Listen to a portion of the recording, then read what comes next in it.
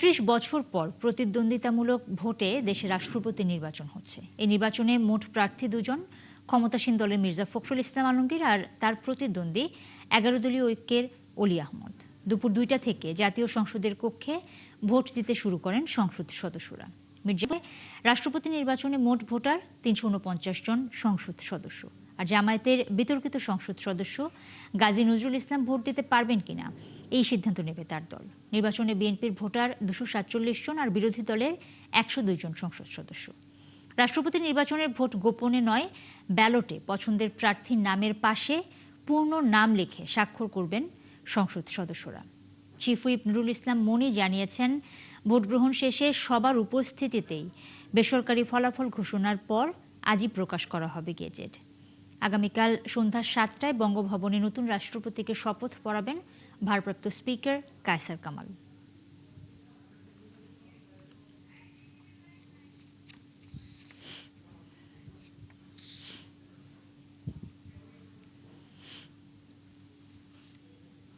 ইনশাআল্লাহ ২১ তারিখ সন্ধ্যা ৭:৩০টায় আমরা বঙ্গভবনে যিনি রাষ্ট্রপতি নির্বাচিত হবেন তিনি শপথ গ্রহণ করবেন এবং সেখানে শপথ পাঠ করবেন। এবং শপথের ব্যাপারে অনেকেই আমাদের প্রশ্ন করেছেন। শপথ পড়াবেন আমাদের মাননীয় স্পিকার, ভারপ্রাপ্ত স্পিকার যিনি এখন আছেন আমাদের, তিনি শপথ পাঠ করাবেন। আগে ছিল, এটা আপনাদের জানার জন্য বলছি, আপনাদের কোশ্চেন থাকতে পারে যে আগে তো রাষ্ট্রপতিকে শপথ পড়াতেন প্রধান বিচারপতি, সেটা 15th অ্যামেন্ডমেন্টে এটা পরিবর্তন হয়েছে। পরিবর্তন হয়ে এখন মাননীয় প্রেসিডেন্টকে শপথ পড়াবেন। এখন যে স্পিকার, মানে স্পিকার পড়াবেন, যেহেতু ভারপ্রাপ্ত স্পিকার আমাদের যিনি আছেন তিনি স্পিকার দায়িত্ব পালন করছেন, তিনি শপথ পড়াবেন। আশা করি দেশের মানুষ প্রত্যাশিত গণতান্ত্রিক চর্চা দেখতে পাবে। গণতান্ত্রিক ধারা যার জন্য আমরা লড়েছি, কষ্ট করেছি, জনগণ প্রাণ দিয়েছে, ত্যাগ স্বীকার করেছে, নির্যাতিত হয়েছে, এই ধারাকে আমরা অব্যাহত রাখতে হবে। ৩৫ বছর পর সাংবিধানিক উপায়ে প্রক্রিয়ায় বাংলাদেশ জাতীয়তাবাদী দলের সরকার, বর্তমান সরকার এমন একজন ব্যক্তিকে বাংলাদেশের রাষ্ট্রপতি পদে নমিনেশন দিয়েছেন, যিনি ওনার জীবনের বেশিরভাগ সময় বাংলাদেশের জন্য, দেশের জন্য কাজ করেছেন। যিনি যোগ্য তাকে মনোনয়ন দিয়েছে। এবার আমাদের কাজ ওনাকে রাষ্ট্রপতি বানানো, নির্বাচন করে। আমি আশা করি উনি সবচেয়ে ভালো রাষ্ট্রপতি হবেন। যতবার এই দেশে গণতন্ত্র হলসট খেয়েছে ততবার বিএনপির হাত ধরেই গণতন্ত্র কিন্তু ঘুরে দাঁড়িয়েছে। তৃণমূল থেকে উঠে আসা দলের একজন নিবেদিত, দীর্ঘদিন তিনি এই দলের পরিশ্রম করেছেন, কাজ করেছেন, বিশ্বস্ততার সহিত নেতৃত্ব দিয়েছেন, দুর্দিনে কাজ করেছেন। তার প্রতি শুভকামনা থাকবে। এই রাষ্ট্রটি অভিভাবক হিসাবে তিনি দায়িত্ব পালন করবেন। আজকে নির্বাচনের পরে তিনি দেশের জন্য, দেশের মানুষের জন্য তিনি অবদান রাখবেন। আগামীতে দেশকে বিশ্ব দরবারে মাথা উঁচু করে দাঁড়ানোর জন্য যা যা করণীয় তিনি সেটা করবেন।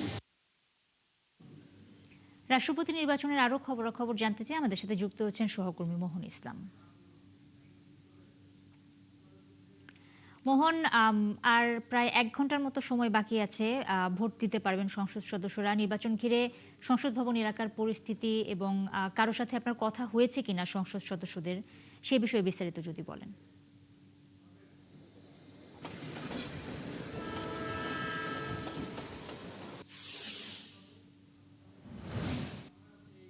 তীব্র গতি আমরা দেখলাম বা ভোটের যে আপনার ধারা দেখলাম, সেই জায়গায় বলা যায় যে ভোট গ্রহণ আসলে এক প্রকার শেষে। এখন শুধুমাত্র সময় বা কালক্ষেপণ ৫টায় ভোট গ্রহণ যেহেতু আনুষ্ঠানিকভাবে শেষ হবে, সেই আনুষ্ঠানিক শেষ হওয়ার পরে আসলে বলা যাবে যে ফলাফল ঘোষণা করা হবে। এবং আসলে অনেকের সাথে কথা হয়েছে।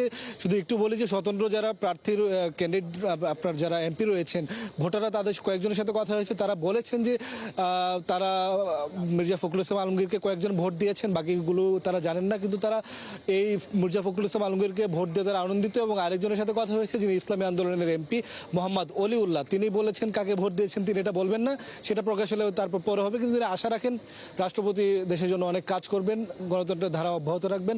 আমরা একটু কথা বলবো, আমাদের সঙ্গে যুক্ত হবেন আমাদের সহকর্মী মোহাম্মদ হোসেন। তিনি দীর্ঘদিন যাবৎ এই বিএনপি বিট এবং বিএনপি সংশ্লিষ্ট যে রাজনীতি সেই সংবাদ কাভার করে থাকেন।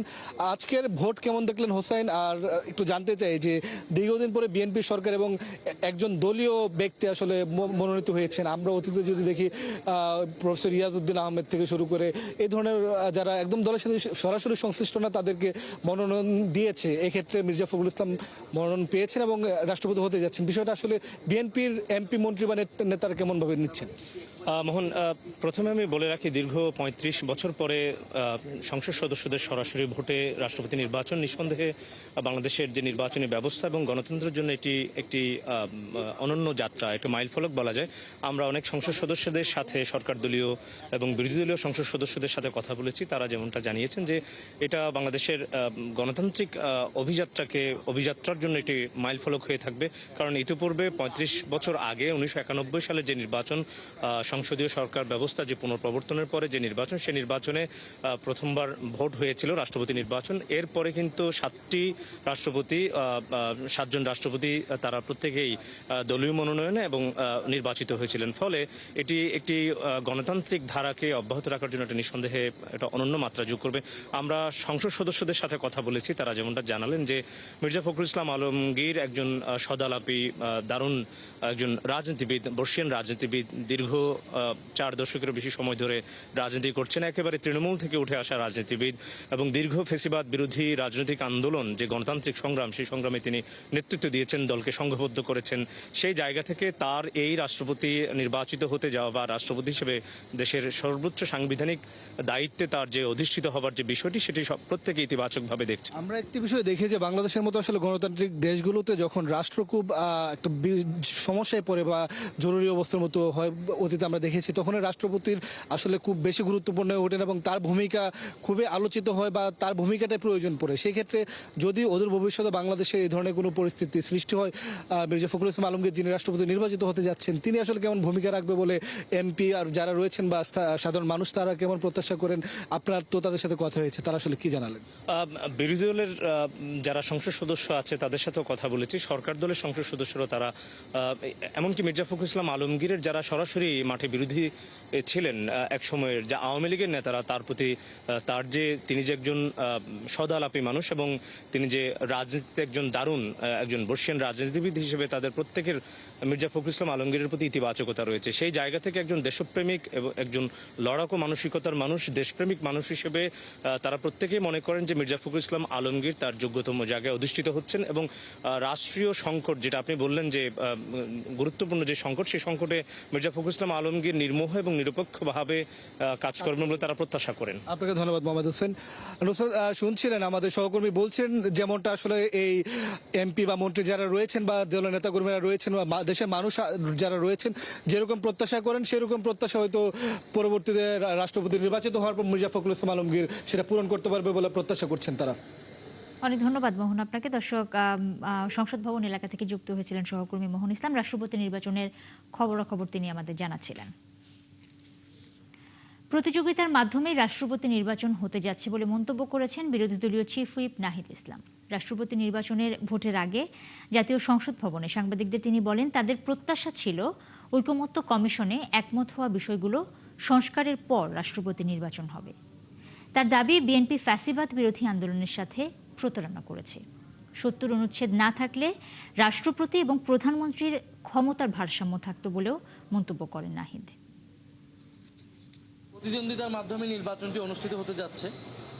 প্রথমত আমাদের প্রত্যাশা ছিল যে এই নির্বাচনের পরে গণভোটের রায় অনুযায়ী জুলাই সনদ বাস্তবায়ন হবে এবং আমরা রাষ্ট্রপতি নির্বাচনে যেই ধরনের সংস্কার প্রস্তাবনা ঐক্যমত হয়েছিলাম সেই অনুযায়ী নির্বাচনটা হবে, কিন্তু সেই অনুযায়ী নির্বাচনটা হচ্ছে না। ফলে সেই জায়গায় আমরা আমাদের যে সংস্কারের আকাঙ্ক্ষা, সেই আকাঙ্ক্ষাটায় ধাক্কা খেয়েছে। সরকার দলের আজকে আরেকটা জিনিস স্পষ্ট হচ্ছে, তারা নির্বাচনের পর থেকেই বলে আসছিল যে অক্ষরে অক্ষরে তারা জুলাই সনদ বাস্তবায়ন করবে। তাহলে তারা বলতেছে মুখে এই কথা, কিন্তু তারা দেখেন প্রত্যেকটা কাজ করতেছে আগের ধারাবাহিকতায়। ফলে রাষ্ট্রপতি নির্বাচিত হচ্ছে আমাদের যে ফ্যাসিবাদী স্বৈরতান্ত্রিক যেই ব্যবস্থা, যেই সাংবিধানিক ব্যবস্থা ছিল সেটার ধারাবাহিকতা হিসেবেই কিন্তু বর্তমান রাষ্ট্রপতি নির্বাচিত হচ্ছে, নতুন কিছু না কিন্তু। সারা দেশে গ্যাস সংকটে গ্রাহকদের ক্ষোভ বাড়ছে। এর মধ্যে বহু শিল্প কারখানা, ফিলিং স্টেশনের গ্যাস সরবরাহ বন্ধ হয়ে গেছে। বাসাবাড়ি সরবরাহ লাইনেও গ্যাসের চাপ নেই। কাঠের চুলায় রান্না করে অথবা শুকনো খাবার কিনে খাচ্ছেন বহু পরিবার। সহকর্মীদের তথ্য এবং ছবিতে বিস্তারিত। ময়মনসিংহে ঘন্টার পর ঘন্টা অপেক্ষা করেও চাহিদা মতো গ্যাস পাচ্ছেন না চালকরা। ফিলিং স্টেশনে যানবাহনের দীর্ঘ লাইন।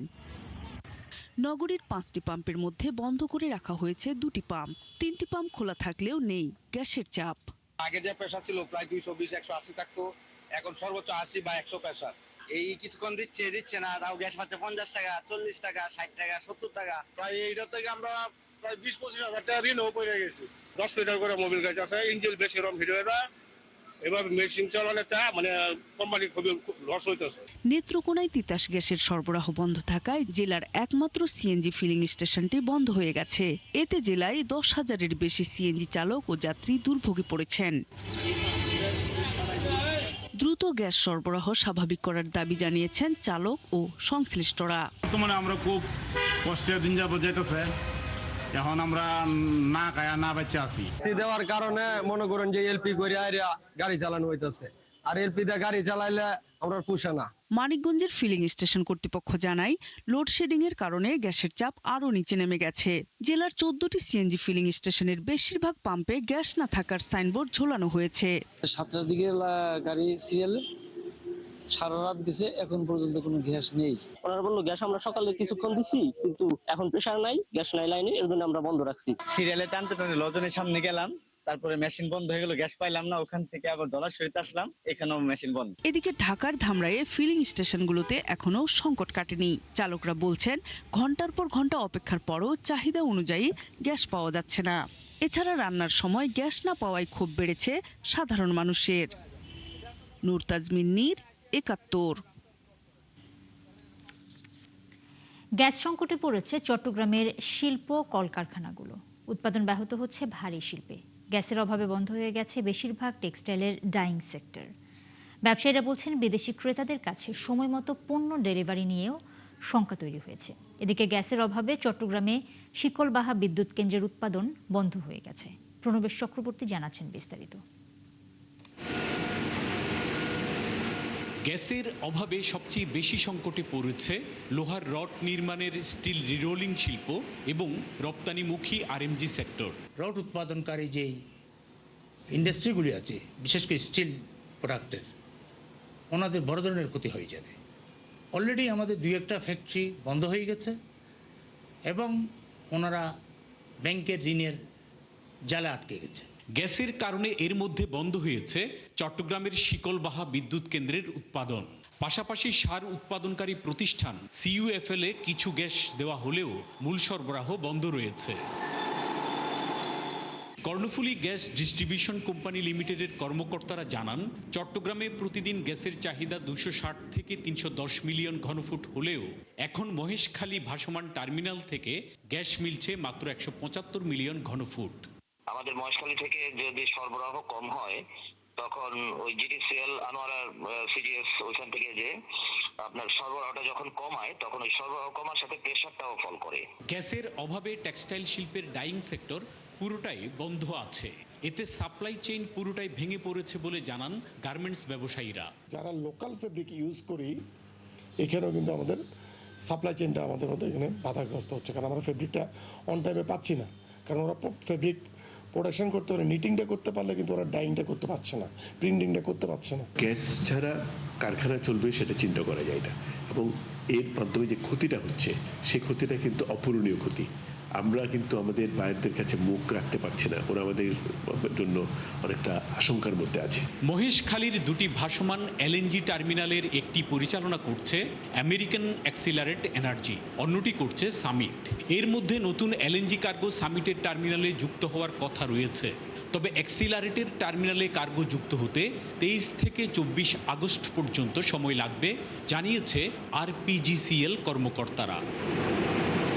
প্রণবেশ চক্রবর্তী, ৭১, চট্টগ্রাম। দর্শক, এ বিষয়ে বিস্তারিত জানাতে চট্টগ্রাম থেকে আমাদের সাথে যুক্ত হচ্ছেন সহকর্মী প্রণবেশ চক্রবর্তী।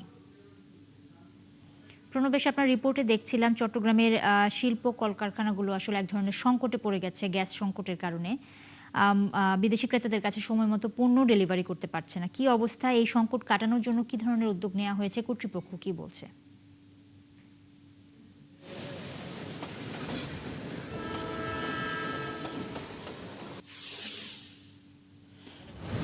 রয়েছে, আবার এখানে আরএনজি সেক্টরের একটা বিশাল জায়গা কিন্তু চট্টগ্রামে রয়েছে। তো এখানে ব্যবসায়ীদের সাথে আমরা সকাল থেকে কথা বলেছি বিভিন্ন জায়গায়। তারা বলছেন চট্টগ্রামের সবচেয়ে বেশি ক্ষতিগ্রস্ত হচ্ছে এর মধ্যে স্টিল রিরোলিং যে শিল্প রয়েছে, অর্থাৎ লোহার রড উৎপাদন করে যেসব শিল্প, ভারী শিল্প, তারা সমস্যায় আছেন। তারা বলছেন যদি গ্যাস না পান, এর বিপরীতে যদি অন্য কোনো জ্বালানি ব্যবহার করতে হয়, বিশেষ করে ফার্নেস অয়েল কিংবা অন্যান্য জ্বালানি, সেক্ষেত্রে খরচ অনেক বেড়ে যাবে। এটি প্রায় দ্বিগুণ বা আরো বেশিও হতে পারে। তো সেই জন্য উৎপাদিত পণ্যের উপর এই দামগুলো গিয়ে পড়বে এবং এটা তারা বলছেন যে এটা তাদের একটা ব্যবসায়িক ক্ষতির কারণ হয়ে দাঁড়াবে। অন্যদিকে আরএনজি সেক্টরের যারা রয়েছেন তারা বলছেন তাদের যে ডাইং সেক্টর যেটা রয়েছে এটা পুরোটাই বন্ধ রয়েছে। এর কারণে তাদের সাপ্লাই চেইনটা ভেঙে পড়ছে এবং সময় মতো তারা বিদেশি বায়ারদের কাছে তাদের পণ্য পৌঁছাতে পারবেন কিনা সেটি নিয়ে শঙ্কায় আছেন। এবং এভাবে চললে এই যে রপ্তানিমুখী শিল্প এটি পুরোটাই একটা ক্ষতির মুখ দেখবে এবং বাইরে বাংলাদেশের সুনামও নষ্ট হবে বলে তারা শঙ্কা করছেন। তবে আমরা যেটা জানতে পারছি যে মহেশখালী গ্যাস টার্মিনাল, এখান থেকে আমেরিকান অ্যাক্সিলারেট কোম্পানি, তাদের টার্মিনাল থেকে গ্যাস না আসার কারণে তারা বলছেন কার্গো আসেনি সময় মতো, এই কারণে তারা সরবরাহ করতে পারছেন না মূল গ্রেডে। এটার কারণে চট্টগ্রামের অলরেডি শিকলবাহা যে বিদ্যুৎ কেন্দ্র রয়েছে সেখানে যেহেতু কর্ণফুলী গ্যাস ডিস্ট্রিবিউশন কোম্পানি তারা গ্যাস সরবরাহ করতে পারছে না, ফলে এর উৎপাদনও বন্ধ রয়েছে। এবং সার কারখানা যেটি রয়েছে চট্টগ্রামের সিইউএফএল, সেখানে টেকনিক্যাল কিছু জায়গায় গ্যাস সরবরাহ করলেও সার উৎপাদনের যে মূল জায়গায় সেটি কিন্তু বন্ধ রয়েছে। তো সব মিলিয়ে দেখা যাচ্ছে যে চট্টগ্রামের উৎপাদন শিল্প সব কিছুতে এর প্রভাব পড়ছে। অন্যদিকে আমরা ফিলিং স্টেশনগুলোতে দেখছি সকাল পর্যন্ত থাকলেও সকাল 7টার পর থেকে বেশিরভাগ ফিলিং স্টেশন বন্ধ রয়েছে। অনেক লাইন, দীর্ঘ সারি আমি রাস্তায় দেখে আসছি যে তারা গ্যাসের জন্য অপেক্ষা করছেন। কখন আসবে কেউ বলতে পারছে না।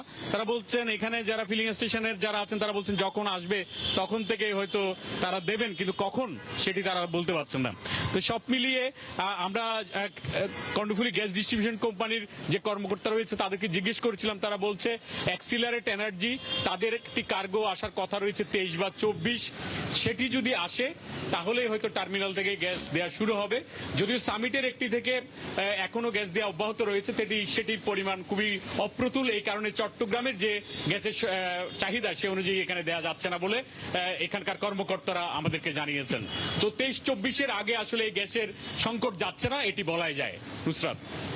প্রণবেশ, অনেক ধন্যবাদ আপনাকে। দর্শক, দেশের চলমান গ্যাস সংকটের খবর জানাতে চট্টগ্রাম থেকে যুক্ত হয়েছিলেন প্রণবেশ চক্রবর্তী। তীব্র গ্যাস সংকটের কারণে নারায়ণগঞ্জের 300-র বেশি গার্মেন্টস কারখানা বন্ধ হয়ে গেছে। শিল্প উদ্যোক্তারা বলছেন দিনের পর দিন গ্যাস সংকটের কারণে এরকম বহু কারখানা বন্ধ করে দিতে হচ্ছে। বিকেএমইএ বলছে প্রায় $1 বিলিয়ন ক্ষতির মুখে পড়েছে গার্মেন্টস শিল্প। হাবিবুর রহমানের তথ্য এবং ছবিতে বিস্তারিত।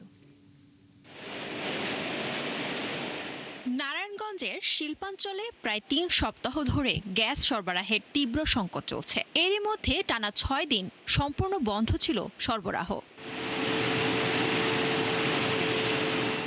শিল্প উদ্যোক্তারা বলছেন এখন তাদের উদ্বেগ বিদেশি ক্রেতাদের নিয়ে, কারণ গ্যাসের কারণে উৎপাদন বন্ধ রাখতে হচ্ছে, যে কারণে সময় মতো পণ্য সরবরাহ করতে না পারার শঙ্কা দেখা দিয়েছে। বিকেএমইএ বলছে এরই মধ্যে 300-এর বেশি গার্মেন্টস বন্ধ করে দেয়া হয়েছে। একটি শিল্প গ্রুপের চেয়ারম্যান জানান দ্রুত গ্যাস সরবরাহ স্বাভাবিক না হলে সারা দেশের শিল্প উৎপাদনে এর নেতিবাচক প্রভাব পড়বে। সেই 21 দিন গ্যাস না থাকার কারণে দেশ যে কি ক্ষতি হয়েছে 5 বছরে এই ক্ষতি পোষানো সম্ভব না, কারণ আমাদের বিলিয়ন বিলিয়ন ডলার সব নষ্ট হয়ে গিয়েছে। ব্যবসায়ীরা আরও জানান গ্যাস সংকট এখন আর শুধু উৎপাদন বন্ধের সমস্যা নয়, বাংলাদেশে শিল্পের আগামী দিনগুলো কেমন চলবে সেটাও নির্ভর করছে কতদিনে এই সমস্যার সমাধান হবে তার উপর। যে অবস্থাটা চলতেছে এটা যদি চলমান থাকে এবং এটা যদি উত্তরণ অতি শীঘ্র না হয় তাহলে হয়তো আমার বায়ার আমার প্রতি সে ইম্প্যাক্ট করতে পারে।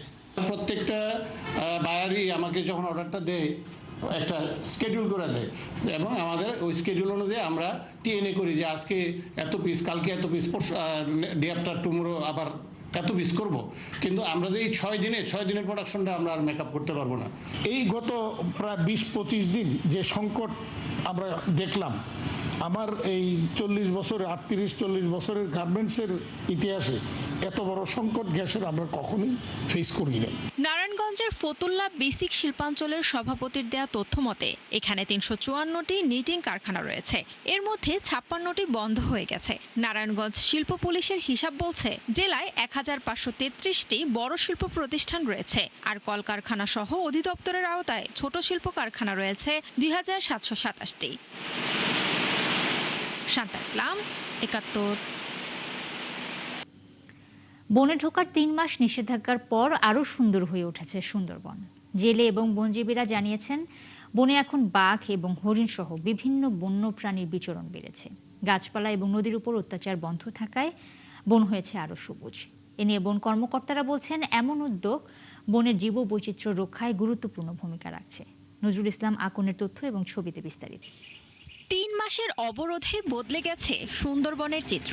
বনের বিভিন্ন খাল ও চরে সরেজমিনে দেখা মিলছে দল বেঁধে ঘুরে বেড়ানো চিত্তল হরিণের পাল। নীরব পরিবেশে খাল ও নদীতে চলছে কুমিরের রাজত্ব, বেড়েছে বাঘের আনাগোনাও। শুধু বন্যপ্রাণী নয়, অবরোধের এই মৌসুমে সুন্দরী, গেওয়া, গড়ান, পশুর সহ বিভিন্ন প্রজাতির গাছপালা ঘন সবুজে সেজে উঠেছে। বন জুড়ে এখন তৈরি হয়েছে এক মনোমুগ্ধকর সৌন্দর্য। অবরোধে হরিণ, বাঘ, কুমির বাড়ছে, খুব সুন্দরভাবে বাড়তে আছে। অবরোধ থাকলে সুন্দরভাবে বাড়বে। 90 দিনের অবরোধে সুন্দরবনে মাছ বৃদ্ধি পাচ্ছে এবং হরিণ বৃদ্ধি পাচ্ছে এবং বাঘ ছুটোছুটি করছে। 3 মাসের অবরোধের কারণে মাছ পোনা বহুত বৃদ্ধি হয় এবং সুন্দরবনে কোনো মানুষ যায় না, তার কারণে সুন্দরবন অনেক ভালো থাকে। বন কর্মকর্তারা বলছেন বনের জীববৈচিত্র্য রক্ষায় প্রতি বছরই এই অবরোধ অব্যাহত রাখা উচিত। আমরা যে লক্ষ্য এবং উদ্দেশ্য নিয়ে সুন্দরবনের এই অবরোধটা দিয়েছি, সেই লক্ষ্য এবং উদ্দেশ্য সফল হয়েছে এবং আমাদের এই যে অবরোধ আসলে প্রতি বছরই মানে এটা অব্যাহত রাখা উচিত, কারণ সুন্দরবনের যে রেস সেটা প্রয়োজন। সুন্দরবনের মৎস্য সম্পদ, বন্যপ্রাণী ও উদ্ভিদের প্রজনন এবং অবাধ বিচরণ নিশ্চিত করতে গত জুন মাসের 1 তারিখ থেকে 31 আগস্ট পর্যন্ত প্রবেশে নিষেধাজ্ঞা জারি করা হয়। শান্তা ইসলাম, 71।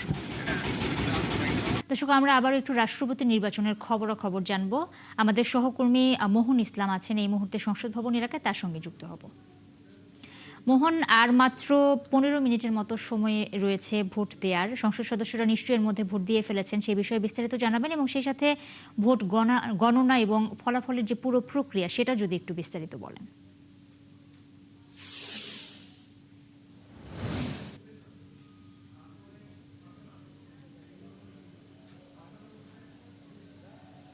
নুসরাত, সে দীর্ঘ 35 বছরের পর যে রাষ্ট্রপতি নির্বাচন, সেই নির্বাচনে কিন্তু আমরা দেখেছি যে ভোটাররা রয়েছে, অর্থাৎ সংসদ সদস্যরা তারা ভোট দিয়েছেন। আমরা সরকার দলীয়, বিরোধী দল এবং স্বতন্ত্র যারা রয়েছেন প্রায় সবার সাথে কথা বলেছি। তারা বলেছেন যে একটা উৎসবমুখর পরিবেশে তারা ভোট দিয়েছেন এবং ভোট দিতে পেরে তারা খুবই খুশি। তারা চান এই যে গণতন্ত্রের ধারাবাহিকতা, সেই ধারা যেন সামনের দিনে অব্যাহত থাকে। ভোট গণনা অল্প সময় পরে শুরু হবে এবং আজকে কিন্তু এখানেই ফলাফল ঘোষণা করা হবে। ফলাফল ঘোষণার পর আমরা আনুষ্ঠানিক পরে তো ভাবে তো আমরা জানাতেই পারবো, কিন্তু নির্বাচনী প্রক্রিয়া, গণনার প্রক্রিয়া কীভাবে হবে এই পুরো বিষয়টা নিয়ে আমরা একটু কথা বলবো। আমাদের সঙ্গে যুক্ত হবেন আমাদেরই সহকর্মী ফারজানা আক্তার, যিনি আসলে এই নির্বাচন কমিশন বিটেই কাজ করেন এবং দীর্ঘদিন কাজ করেন। ফারজানা, আপনার থেকে একটু জানতে চাই, এই যে রাষ্ট্রপতি নির্বাচন, ইসি তো নর্মালি এই নির্বাচনটাতে তো অভ্যস্ত না, প্রায় 35 বছর পর নির্বাচন হলো। এই নির্বাচন আয়োজন করতে গিয়ে তাদের কী চ্যালেঞ্জ মোকাবেলা করতে হলো এবং এই নির্বাচনী ভোট গণনা পুরো বিষয়টা আসলে কীভাবে হয়েছে, আপনি যদি একটু আমাদের জানান। মোহন, নির্বাচন কমিশন থেকেও আমাদেরকে যেমনটি জানিয়েছে যে দেশে যেহেতু 35 বছর পর রাষ্ট্রপতি নির্বাচন হচ্ছে, এই 35 বছরে যেহেতু কোনো রাষ্ট্রপতি নির্বাচন হয়নি এবং এই নির্বাচন কমিশন আসলে কিছুদিন আগেই দায়িত্ব গ্রহণ করেছে, তারা যেমনটি বলছে যে রাষ্ট্রপতি নির্বাচনের পুরো প্রক্রিয়াটাই তাদের কাছে নতুন। কিন্তু আমরা যেমন দেখলাম যে গত 24 জুলাই যখন শাহাবুদ্দিন চুপ্পু পদত্যাগ করে, তখন থেকে কিন্তু নির্বাচন কমিশন আসলে রাষ্ট্রপতি নির্বাচন কিভাবে করতে হয়, কি বিষয় থাকে, এইগুলো নিয়ে কিন্তু আসলে তারা নির্বাচন কমিশনের যে সচিব এবং নির্বাচনের কমিশনের যে কর্মকর্তা তাদের সাথে কিন্তু আমরা দেখেছি দফায় দফায় বৈঠক করেছে এবং শুরু থেকে নির্বাচন কমিশন বলছিল যে যখনই শাহাবুদ্দিন চুপ্পু পদত্যাগ করে বা নির্বাচন কমিশন শুরু থেকে আমাদেরকে বলেছেন যে তারা আসলে রাষ্ট্রপতি নির্বাচন করার জন্য প্রস্তুত। এরপর আমরা দেখলাম যে তার কিছুদিন পরেই যে ভারপ্রাপ্ত স্পিকার কায়সার কামাল নিয়ম অনুযায়ী তার সাথে সংসদে প্রধান নির্বাচন কমিশনার সহ পুরো কমিশন একটি বৈঠক করলো এবং নিয়ম অনুযায়ী সেখানে নির্বাচন আসলে কিভাবে অনুষ্ঠিত হবে প্রাথমিক যে বিষয় সেগুলো আলোচনা করলো এবং তখন কিন্তু আসলে তারিখ ঠিক হয়নি এবং এরপর যখন দেখলাম নির্বাচন কমিশন আরেক দফায় স্পিকারের সাথে বৈঠক করে তারা তারিখ ঠিক করলো এবং নিয়ম অনুযায়ী যেভাবে তফসিল দিতে হয় তারা সেই তফসিল দিল এবং গতকাল সিইসি কিন্তু গণমাধ্যমে একটি ব্রিফিং করেছে এবং তিনি যেমনটি বলেছেন যে এই নির্বাচনের দিকে পুরো বিশ্ব তাকিয়ে আছে যেহেতু এত বছর পর একটা রাষ্ট্রপতি নির্বাচন হতে যাচ্ছে গণঅভ্যুত্থানের পর দেশে গণতান্ত্রিক যে প্রক্রিয়া সেই প্রক্রিয়ায় নতুন করে রাষ্ট্রপতি নির্বাচন হচ্ছে।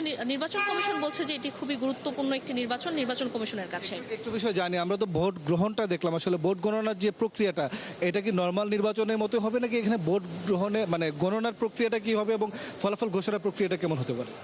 মোহন, নির্বাচন কমিশন থেকে আমাদের যেমনটি জানিয়েছে যে আসলে ভোট গ্রহণ শেষ হওয়ার পরেই নির্বাচনী কর্তা যারা আছেন প্রধান নির্বাচন কমিশনার বা রাষ্ট্রপতি নির্বাচনের যিনি নির্বাচনী প্রধান কর্তা রয়েছেন তার অধীনেই ভোট গ্রহণ হবে। এখানে ভোট গ্রহণ শেষ হওয়ার সাথে সাথে ভোট গ্রহণের পরেই তারা একটি প্রাথমিকভাবে ফলাফল ঘোষণা করবে এবং সিইসি যেমনটি বলেছেন যে এখানে আসলে কে কাকে ভোট দিয়েছে এটা সিইসি বা যে কেউ দেখতে পারবে যেহেতু ভোট প্রকাশ্যেই হয়েছে। তার সাথে সাথে একটি প্রাথমিকভাবে ফল ঘোষণা করবেন এবং সিইসি আরেকটি কথা বলেছেন যে এখানে তিনি যেই ঘোষণা দিবেন বা তিনি যে ফলাফল ঘোষণা করবেন এটি কিন্তু আসলে চূড়ান্ত এবং এই প্রাথমিক ফলাফল ঘোষণার পর আজ রাতে নির্বাচন কমিশনের গেজেট স্বাভাবিক। নুসরাত শুনছিলেন যে ফারজানা আক্তার মোটামুটি আসলে ভোট গণনার পর প্রক্রিয়াটা কি হবে সম্পূর্ণটা আমাদেরকে জানাচ্ছিলেন। সামনের সংবাদে আমরা হয়তো আরও তথ্য আপনার মাধ্যমে আমাদের দর্শকদের জানাতে পারবো। জি মোহন, অনেক ধন্যবাদ আপনাকে। ফারজানার মাধ্যমে আসলে আমরা জেনে নিলাম ভোট গণনার সম্পূর্ণ প্রক্রিয়াটা। নিশ্চয়ই পরবর্তী সংবাদ সংযোগে আমরা ফলাফল নিয়ে দর্শকের সামনে হাজির হতে পারবো। দর্শক, চলছে দেশচোখ সরাসরি সংবাদ অনুষ্ঠান দেখতে চোখ রাখুন ৭১-এর ফেসবুক পেজে এবং সাবস্ক্রাইব করুন ৭১-এর ইউটিউব চ্যানেলে। সাথেই থাকুন ৭১।